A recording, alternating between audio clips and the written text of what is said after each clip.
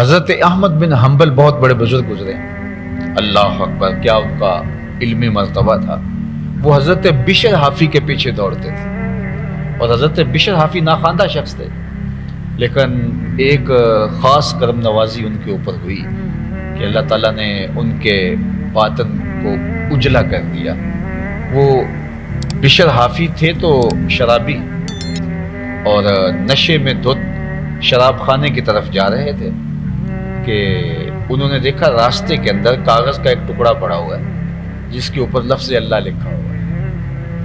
بس اس کو اٹھایا، روئے، چوما، خوشبو لگائی، کسی اونچی جگہ پہ رکھ دیا اور شراب خانے میں چلے گئے۔ وہاں نشے میں دھت تھے کہ اللہ کے کسی بندے کی دستک ہوئی دروازے پہ، تو جو ساقی مے خانہ تھا اس نے پوچھا کون؟ کہا کہ بشر سے ملنا ہے۔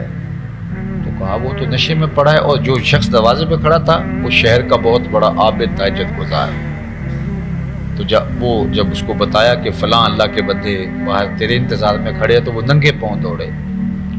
کہا کہ بشر تمہیں مبارک ہو، اللہ نے تیرے ماضی کے گناہ معاف کر دیے۔ تو بس پھر زندگی ہی بدل گئی۔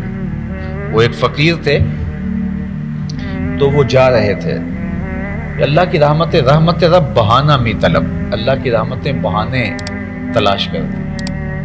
ایک فقیر تھے تو وہ جا رہے تھے، تو راستے کے اندر کیا دیکھا کہ ایک شرابی ہے، وہ گندی نالی کے اوپر گرا ہوا ہے، اور اس کا منہ جو ہے اس کو گزرتا ہوا پانی مزید غلیظ کرتا چلا جا رہا ہے۔ تو انسانی شرف کے ناطے سے ان کے دل میں رحم جاگا کہ انسانیت کی تذلیل ہو رہی ہے، اگرچہ یہ شراب کے نشے میں ہے۔ آج کا صوفی اور آج کا مولوی تو ٹھڈا مار کے گزرے گا، لیکن گناہ سے نفرت ہے، گناہ گار سے نہیں ہے۔ تو وہ آگے بڑھے اور اس کو وہاں سے اٹھایا، اور اس کے جو گندا منہ تھا اس کا منہ دھو دیا اور چلے گئے۔ جب سحری کا وقت ہوا تو وہ تہجد کے لیے مسجد میں آئے، تو دیکھا کہ وہ جو شرابی جس کا منہ دھویا تھا وہ پہلے ہی مسجد میں نماز ادا کر رہا۔ تو بڑی حیرت ہوئی، کہا مالک یہ کیا ماجرا ہوا؟ کہا میرے بندے، تو نے اس کا منہ دھو دیا تھا، میں نے دل دھو دیا۔ اللہ، تو نے اس کا منہ دھویا تھا، میں نے اس کا دل دھو دیا۔ تو بشر حافی کی اس ادا کو اللہ نے قبول کر لیا، اور وقت کے کامل کسی شیخ اور ولی کے ذریعے سے اس کو میسج پہنچایا۔ جب یہ پیغام پہنچا تو اس وقت وہ ننگے پاؤں تھے، براہنا پاتے، ایسے نشے میں آگے تھے۔ پھر انہوں نے کہا میرے رب کا پیغام جب میرے نام آیا تھا تو اس وقت میں برہنہ پا تھا، لہذا ساری زندگی جوتے نہیں پہنے۔ حافی عربی میں جو ہے وہ ننگے پاؤں والوں کو کہتے ہیں۔ اللہ اکبر۔ تو ساری زندگی جوتے نہیں پہنے کہ میری توبہ جب قبول ہوئی تو اس وقت میرے پاؤں میں جوتے نہیں تھے، تو اللہ کی زمین پہ وہ ننگے پاؤں پھرتے تھے۔ تو اللہ نے کرم کر دیا، تو احمد بن حنبل رضی اللہ تعالی عنہ ان کے پیچھے پیچھے بھاگتے تھے۔ تو ایک دن کسی شاگرد نے کہا حضرت یہ ایک ناخواندہ شخص ہے اور آپ اس کا پیچھا کرتے رہتے ہیں، اور آپ اتنے بڑے عالم۔ تو حضرت امام احمد بن حنبل نے کہا کہ جس رب کو احمد بن حنبل مانتا ہے، بشر حافی اس رب کو جانتا بھی۔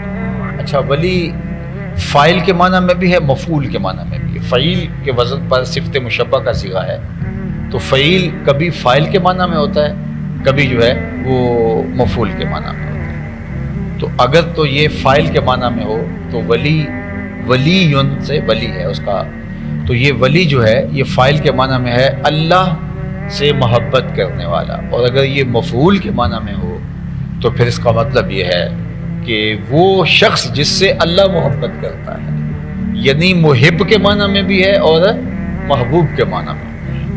اللہ ولی الذین آمنوا یخرجہم من الظلمات الی النور، اللہ اہل ایمان کا ولی ہے، یعنی اہل ایمان کو محبوب رکھتا ہے، اور پھر کیا کرتا ہے اس محبت کا جو صلہ اپنے بندے کو دیتا ہے، یخرجہم من الظلمات الی النور، اس کو ظلمتوں سے نکال کے روشنیوں کی طرف لاتا ہے۔ اللہ اکبر۔ والذین کفروا اولیاءہم الطاغوت، اور جو کافر ہیں ان کا ولی کون ہے؟ ان کا ولی طاغوت ہے، شیطان ہے۔ طاغوت ان کے اولیاء ہیں، یخرجونہم من النور الی الظلمات، تو وہ ان کو روشنیوں سے اندھیروں کی طرف جو ہے وہ لے کے جا رہے ہوتے ہیں۔ اللہ اکبر۔ تو اس لیے اللہ کا ولی وہ ہوتا ہے کہ جو اللہ جل شانہ کا محب بھی ہو اور اللہ جل شانہ کا محبوب. اور کبھی ایسا ہوتا ہے کہ محبوبیت کا غلبہ ہوتا ہے، کبھی ایسا ہوتا ہے کہ جو ہے وہ محبت کا غلبہ ہوتا ہے، یعنی اس طرف سے غلبہ ہوتا ہے. اور کبھی یہ ہوتا ہے کہ اس کی محبوبیت ایسی ہوتی ہے کہ ناز برداری کے وہ رنگ میں ہوتا ہے. تو یہ اللہ تعالیٰ کا ایک نظام ہے کہ جب بندہ اس سے پیار کرتا ہے تو وہ فرماتا ہے میں بھی اس سے پیار کرتا ہوں. اللہ اکبر. یعنی تم نکلے تھے اللہ سے محبت کرنے کے لیے، تو تم نے تو اللہ سے محبت کا دم بھرا، لیکن تم نے کیا محبت کرنی تھی، اس نے تمہیں خود اپنا محبوب بنا لیا. تو جب خود محبوب بنایا، تم پہلے گئے تھے چل کے نماز پڑھنے کے لیے، لیکن جب اس نے محبوب بنایا تمہارے پاؤں کے اندر کشش ڈال دی نماز کی. تم عبادات کرتے تھے، اپنے آپ کو تکلف کے ساتھ لے کے جاتے تھے، پھر جب محبوبیت پیدا ہو گئی تو وہ شوق فراواں تمہارے اندر ڈھیل دیا گیا، پھر تمہارے قدم خود بخود اٹھتے ہیں، توفیقات تمہارے شامل حال ہو گئی ہیں، پھر تمہارے لیے آسانیاں اور تمہارے لیے راحتوں کے سامان کشادہ کر دیے گئے. اور ایک حدیث پاک میں آتا ہے میرا بندہ میرے ساتھ کثرت نوافل کے ذریعے سے تقرب اختیار کرتا ہے. میرا بندہ میرے ساتھ تقرب اختیار کرتا ہے فرائض کی ادائیگی کے بعد کثرت نوافل سے. اور جب وہ کثرت نوافل سے میرا تقرب حاصل کر لیتا ہے تو فَكُنْتُ سَمْعَهُ الَّذِي يَسْمَعُ بِهِ وَبَصَرَهُ الَّذِي يَبْصُرُ بِهِ وَيَدَهُ الَّتِي يَبْطِشُ بِهَا وَرِجْلِهِ الَّتِي يَمْشِي بِهَا. فرمایا پھر میں اس کے ہاتھ بن جاتا ہوں جن سے وہ پکڑتا ہے، میں اس کی آنکھیں بن جاتا ہوں جن سے وہ دیکھتا ہے، میں اس کے کان بن جاتا ہوں جن سے وہ سنتا ہے. یہ بخاری کی روایت ہے. تو اس کا مطلب کیا کہ معاذ اللہ کان بن جاتا ہے؟ نہیں، مجسم نہیں، یعنی اس کے کانوں میں شنوائی کی قوت اپنی جناب سے ڈال دیتا ہے، اس کی زبان میں جو ہے وہ طاقت اور توانائی اس کی طرف سے خاص طور پہ ودیت کر دی جاتی ہے. ہاتھ اس کے ہوتے ہیں لیکن اللہ تعالیٰ اپنی طرف سے خاص جو ہے وہ توانائیاں اور قوتیں اور اس کے اندر جو ہے وہ طاقتیں پیدا کر دیتا ہے. تو گویا اللہ اس بندے کو اپنی شانوں کا، اپنی صفات کا مظہر بنا دیتا ہے. اسی لیے وہ اولیاء کے لیے طی زمان بھی ہوتا ہے اور طی مقام بھی ہوتا ہے، وقت بھی سمٹ جاتا ہے اور ان کے لیے فاصلے بھی مٹ جاتے ہیں. تبھی تو آصف بن برقیہ جو ہے وہ حضرت سلیمان کی امت کا ولی جو ہے آنکھ جھپکنے سے قبل تخت بلقیس لا کے قدموں میں رکھ دیتا ہے. انا آتی کا بہی قبل ان یرتد الیک طرفہ. جب حضرت سلیمان نے کہا کہ کون تخت بلقیس لائے گا تو ایک جن نے کہا میں دوپہر تک لے آتا ہوں، یعنی مجلس برخاست ہونے تک. تو حضرت سلیمان نے کہا نہیں، مجھے اس سے بھی پہلے چاہیے. یعنی میں اگر آپ سے کہوں کہ آپ جو ہے وہ کراچی سے کوئی چیز آپ میں سے کوئی شخص لا کے دے تو کم از کم وہ 8 دن کا، 5 دن کا یا 2 دن کا تو ٹائم دے گا. اور ایک بندہ کہے کہ اثر تک لے آؤں گا تو غنیمت نہیں ہے. کہ کوئی کہے اثر تک آ جاتی ہے جناب تو غنیمت ہے. تخت بلقیس تھا، 1 مہینہ جاتے ہوئے لگتا تھا، 1 مہینہ آتے ہوئے لگتا تھا، 7 کوٹھڑیوں میں مکفل تھا، زمین میں گڑا ہوا تھا، پہرے دار کھڑے ہوئے تھے، 60 ہاتھ چوڑا تھا، 80 ہاتھ لمبا تھا، کئی ہاتھ موٹا تھا. اور اس کو اٹھا کے لانا کیسے لایا جائے؟ جن نے کہا کہ میں آپ کی مجلس کے اختتام سے پہلے لے آتا ہوں. بہت بڑی بات تھی نا، لیکن اللہ کا پیغمبر کہتا نہیں، مجھے اس سے بھی پہلے چاہیے. اللہ اکبر، اس سے بھی پہلے چاہیے. اب حضرت سلیمان کو پتا تھا نا جن کی تربیت میں کی ہے وہ کس کس مقام پہ. تو ایک نے کہا میں ظہر تک لے آتا ہوں، دوپہر تک لے آتا ہوں، بڑی بات تھی. لیکن حضرت سلیمان نے نہیں، مجھے اس سے بھی پہلے چاہیے. اللہ اکبر. جب حضرت سلیمان نے یہ کہا تو پھر ان کی مجلس سے ایک دوسرا شخص اٹھا جس کا نام مفسرین نے آصف بن برقیہ بتایا. قرآن نے تو کہا وقال الذی عندہ علم من الکتاب. پھر وہ اٹھا جس کے پاس کتاب اللہ کا، زبور کا علم تھا، سارا بھی نہیں تھا، تھوڑا سا علم تھا. علم من الکتاب، کتاب سے کچھ علم تھا. وہ کھڑا ہوا اور کیا کہا؟ جن نے تو کہا تھا قال عفریت من الجن، جنوں میں سے ایک بڑے قوی ہیکل جن نے کہا تھا میں دوپہر تک لے کے آتا ہوں. لیکن آصف بن برقیہ نے کہا تھا انا آتی کا بے، حضرت یہ ذمہ داری میری نہیں ہے. کب تک لاؤ گے؟ وہ تو دوپہر تک کا وقت دے رہا ہے. تمہارا ٹائم ٹیبل کیا ہے؟ کتنے وقت میں لاؤ گے؟ 2 گھنٹے، 3 گھنٹے، کتنے وقت میں لاؤ گے؟ تو اس نے کیا کہا؟ انا آتی کا بے، حضرت میں ابھی لے کے آتا ہوں. یہ نہیں کہا منگواتا ہوں، یہ لفظ سنیے، منگوا لیتا ہوں، آنا آتی کا بے ہی، میں لے کے آتا ہوں، جاؤں گا بھی اور آؤں گا بھی اور تخت بھی لے کے آؤں گا، آنا آتی کا بے ہی، میں جاتا ہوں اور اس کو لے کے آتا ہوں۔ کتنا وقت لگاؤ گے؟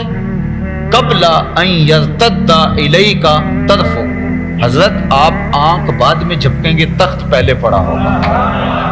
قرآن ہے، اور حضرت سلیمان نے ابھی آنکھ نہیں جھپکی، تخت سامنے پڑا۔ اللہ اکبر۔ پھر بولے قال ھذا من فضل ربی، یہ میرے رب کا فضل ہے۔ یہ شان ہے خدمتگاروں کی، سرکار کا عالم کیا ہوگا۔ تو اتنے بڑے فاصلے کیسے سمٹے؟ کوئی اتنا سریع رفتار کیسے ہو سکتا ہے؟ تو بخاری کی حدیث پڑھو، جب کوئی میرا ہو جائے تو پھر اس کی میں ٹانگیں بنتا ہوں، توانائی اس کی نہیں ہوتی، طاقت میری ہوتی۔ اللہ، لب اس کے ہل رہے ہوتے ہیں لیکن منصور کے پردے میں خدا بول رہا ہے۔ اللہ اکبر۔ ہاتھ اس کے ہوتے ہیں، اس کو عطا کردہ توانائیاں، قوتیں جو ہیں وہ میری ہوتی ہیں، تو اس کی آواز میں بن جاتا ہوں۔ ممبر پہ خطبہ دے رہے ہیں حضرت عمر رضی اللہ تعالیٰ عنہ، اور نہاوند میں جنگ ہو رہی ہے، نہاوند میں جنگ ہو رہی ہے اور حضرت عمر خطبہ دے رہے ہیں ممبر پہ بیٹھ کے، اور جو جنگ کا کمانڈر ان چیف ہے ان کا نام ساریہ ہے، اور پہاڑ ان کے پیچھے تھا اور دشمن آگے تھا، تو دشمن نے چکر چلایا اور ان کو ابھارا، اور تاکہ وہ آگے بڑھیں، کیونکہ پچھلا حصہ محفوظ تھا پہاڑ ہونے کی وجہ سے، جو پیچھے سے حملہ نہیں ہو سکتا تھا، پیچھے پہاڑ تھا، تو آگے سے لڑائی ہو رہی تھی۔ تو جب انہوں نے اشتعال دلایا نا، تو حضرت ساریہ اپنے فوج کو لے کے آگے بڑھنے لگے۔ دشمنوں نے پیچھے ایک دستہ کھڑا کیا تھا، جب یہ آئیں گے تم پیچھے پہاڑ کے پیچھے آ جانا تاکہ یہ درمیان میں پھنس جائے۔ تو جو ہی حضرت ساریہ اس جوش سے آگے بڑھنے لگے، حضرت عمر خطبہ دے رہے تھے، گفتگو چل رہی تھی، صحابہ سے مخاطبت کر رہے تھے، اچانک آپ نے یا ساریہ الجبل، اے ساریہ پہاڑ کو نہیں چھوڑنا۔ لوگوں کو حیرت ہوئی کہ خطابت تو ہم سے ہو رہی ہے، اور ساریہ تو جنگ پہ گئے ہوئے، تو یہ ساریہ الجبل، ساریہ پہاڑ کو نہیں چھوڑنا، یہ کیا کہا؟ اللہ اکبر۔ وقت گزرتا گیا، جنگ فتح اور کامیابی کے بعد جب وہ مجاہدین واپس 1-2 مہینے کے بعد واپس پلٹے، تو حضرت ساریہ حضرت عمر کو ڈھونڈ رہے ہیں، اور لوگ بھی بیٹھے تھے، تو حضرت ساریہ نے کہا حضرت آپ کی آواز نہ آتی تو مر گئے تھے۔ اللہ اکبر۔ ہم پہاڑ کو چھوڑ دینے لگے تھے۔ اللہ اکبر۔ تو یہ پھر حضرت عمر کی آواز میں اتنی طاقت کہاں ہے کہ یہ چلی جائے وہاں تک، لیکن کہا پھر اس زبان میں بن جاتا ہوں۔ اللہ اکبر۔ تو یہ اللہ طاقت اور توانائی اور ہمت پیدا فرما دیتا ہے۔